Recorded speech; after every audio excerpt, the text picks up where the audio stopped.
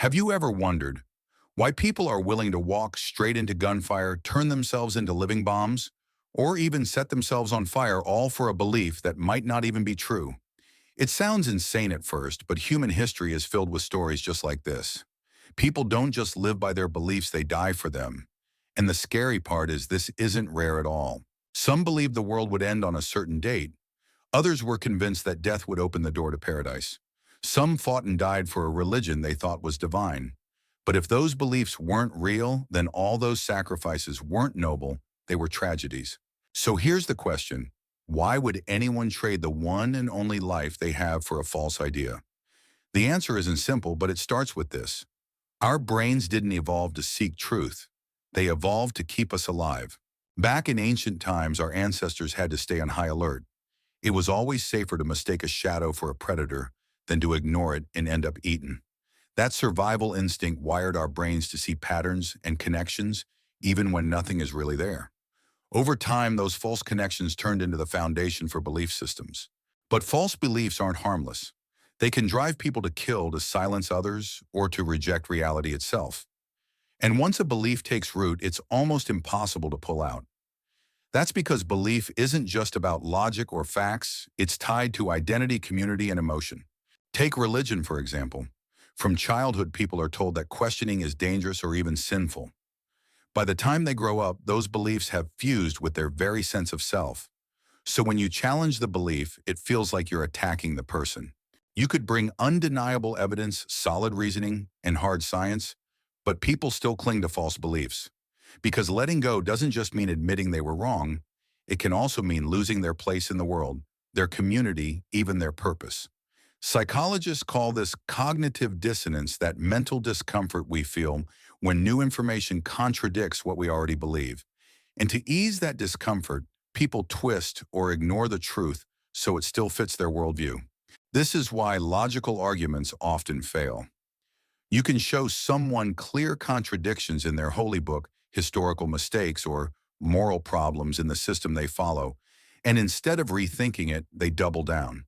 They'll seek out apologists, watch videos that reinforce their views, and accuse critics of being deceived or even evil. At that point, it's no longer about truth, it's about protecting psychological comfort. History is full of tragic examples. Entire wars have been fought over nothing more than competing belief systems. Think about the Crusades, which killed millions, or the 30 Years' War, which wiped out one-third of the population in some parts of Europe. These wars weren't about resources or land. They were about whose invisible God was more real. Martyrs are often celebrated as heroes, but many of them died for ideas that were factually wrong. Some believed their sacrifice would earn them eternal reward. Others thought they were fulfilling a divine mission. But if there is no afterlife, no supernatural prize, then their deaths weren't acts of glory, they were unnecessary tragedies. And this isn't just ancient history. Even in modern times, false beliefs continue to take lives.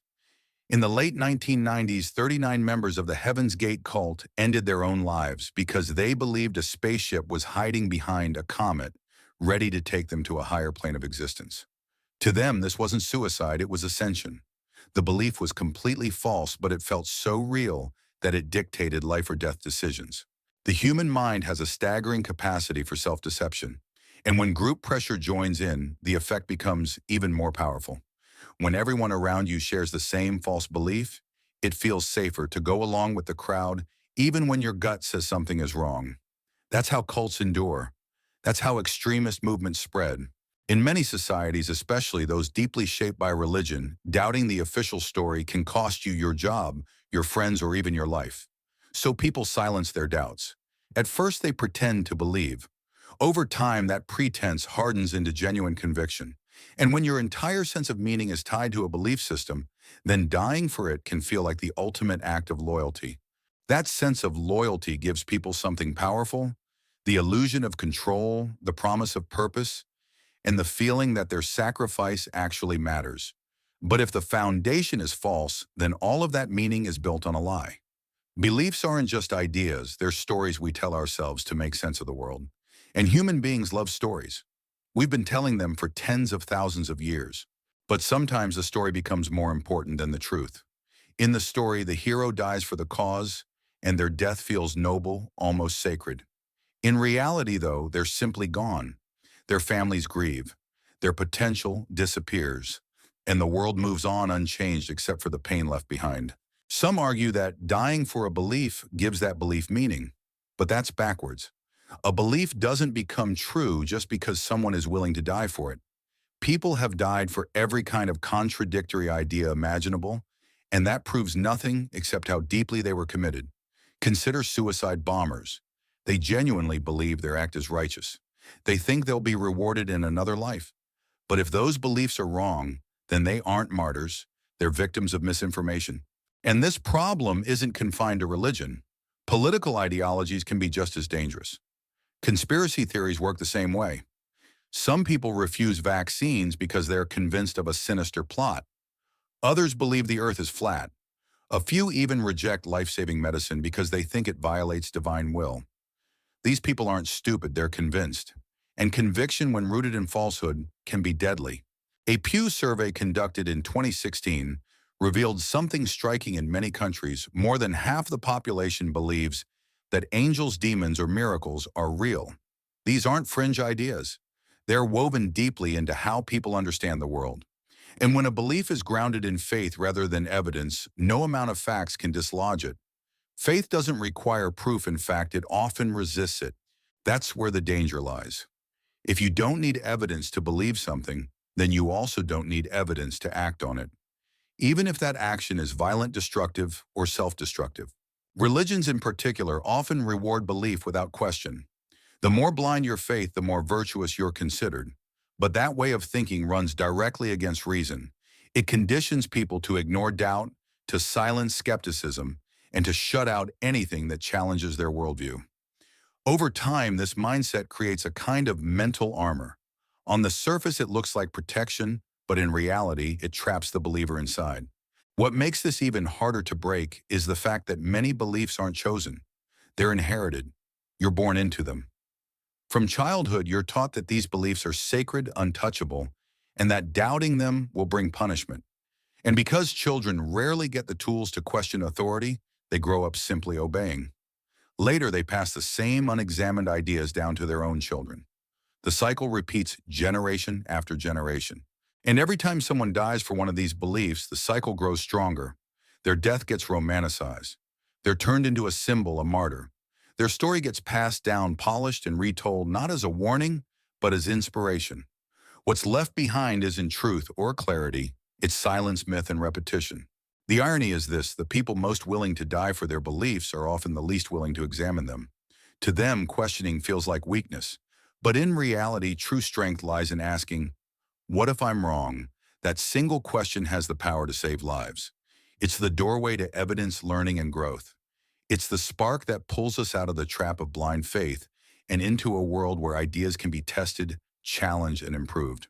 No belief should be off limits to questioning. If something is true, it can survive scrutiny. And if it's false, it needs to be abandoned, no matter how comforting or familiar it feels. People shouldn't be taught that suffering is noble or that doubt is sinful. Life is already hard enough without those burdens. What we need are fewer myths and more clarity, fewer martyrs and more thinkers. The truth doesn't demand your life, it only asks for your honesty. So why do false beliefs feel so unshakable? Part of the answer lies in the way the human brain processes identity. Belief isn't just an idea floating in the mind, it fuses with who we are. Challenge someone's deepest belief, and it feels like you're attacking them personally. This is why debates rarely change minds. Even the clearest evidence can feel like an insult instead of a revelation. Think about it this way. When someone grows up being told their religion, ideology, or worldview is the ultimate truth, it becomes the lens through which they see reality. That lens shapes their morality, their community, their sense of purpose. So when evidence contradicts that framework, it doesn't just clash with facts, it threatens to pull apart the entire foundation of their life. This is where cognitive dissonance kicks in. When reality and belief collide, the brain doesn't always choose truth. It chooses comfort. People bend the facts, reinterpret contradictions, and cling to apologetics just to reduce the discomfort of admitting I was wrong. And the more public their commitment has been, the harder it is to back down, because now pride and reputation are on the line too. Social pressure makes the grip even tighter. In a group where everyone shares the same worldview, questioning isn't just difficult, it's dangerous. The risk of losing your community, your family, or even your safety keeps doubts locked away. And the longer someone silences those doubts, the more real the belief feels. Pretending to believe gradually turns into actual conviction. This cycle explains why entire societies can sustain belief systems that collapse under scrutiny. It also explains why change is so slow and painful. People don't want to risk isolation.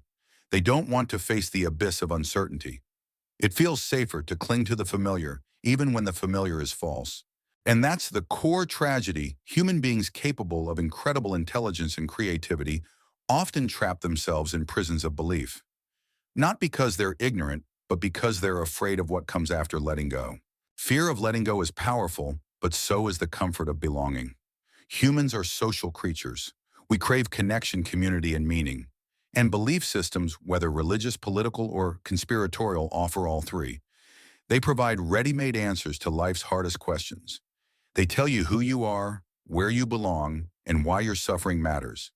That's an irresistible package, especially when the alternative feels like chaos and uncertainty. But here's the catch: that same comfort can turn deadly. When belief becomes more important than truth, people will defend it at any cost. They'll justify violence, ostracize loved ones, and even sacrifice their own lives just to protect the story that gives their world meaning. History is filled with these examples, and our present is no different. Extremist groups, cults, and authoritarian movements all thrive on this dynamic. Once someone's identity is bound up in a belief, facts alone rarely break through. If anything, facts can make the grip tighter. Psychologists call this the backfire effect. Show someone evidence that contradicts their worldview, and instead of changing their mind, they dig in deeper. They interpret the evidence as an attack, and the defense mechanism strengthens the belief instead of weakening it. That's why persuasion requires more than just facts. It requires empathy. If people feel attacked, they shut down. But if they feel understood, the door cracks open, even if just a little. Breaking the cycle of blind belief means creating space for questions instead of punishing them, encouraging doubt instead of labeling it sin, and showing that uncertainty doesn't have to be terrifying. It's not about mocking people for what they believe. It's about recognizing why those beliefs feel so necessary in the first place. Belief offers certainty. Doubt feels like weakness. But in reality, doubt is where growth begins. And that shift from blind certainty to courageous questioning is what can prevent people from giving up their lives for lies. It's not an easy shift, but it's the only way forward if we want fewer martyrs and more truth seekers. When you look closely, you see that blind belief is less about truth and more about survival, social, emotional, and psychological survival. People inherit beliefs from their families, their culture, their nation. They're told from childhood that these ideas are sacred and unquestionable. By the time they're old enough to think for themselves, the belief isn't just something they hold, it's something that holds them. And once belief takes on that kind of power, breaking free becomes terrifying. Imagine being told your entire life that questioning will bring punishment, that doubt means betrayal, that letting go will leave you lost and alone.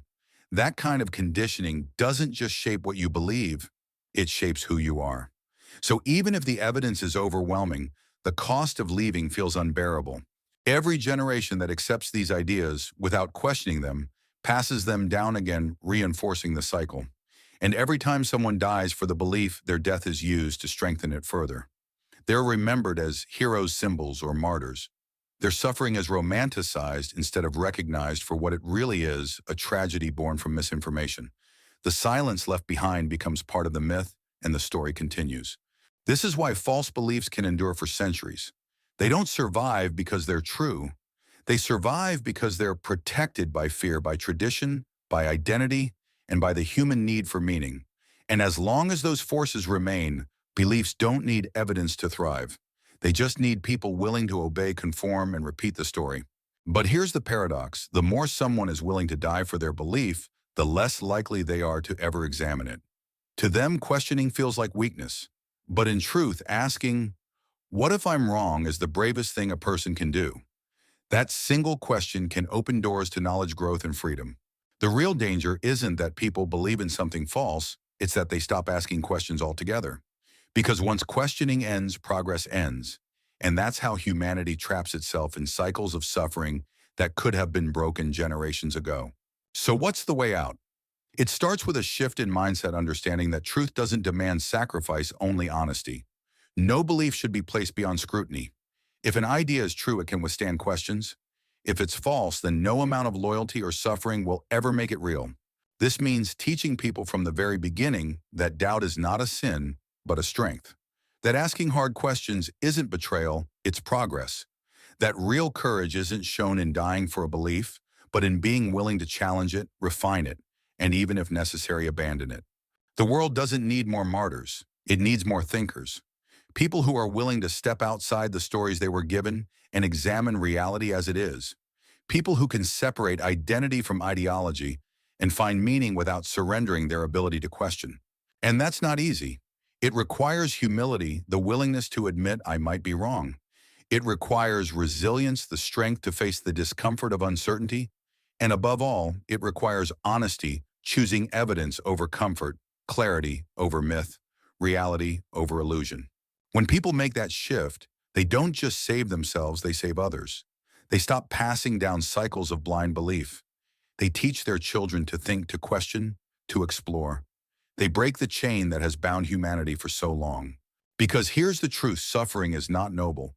Sacrifice for a lie is not heroic. And no God, ideology, or conspiracy is worth the one life you've been given. The real legacy we should leave behind isn't one of myths and martyrs, it's one of clarity, compassion, and truth. The kind of legacy that helps future generations live more freely, not die more blindly. Truth doesn't need your life, it only needs your honesty.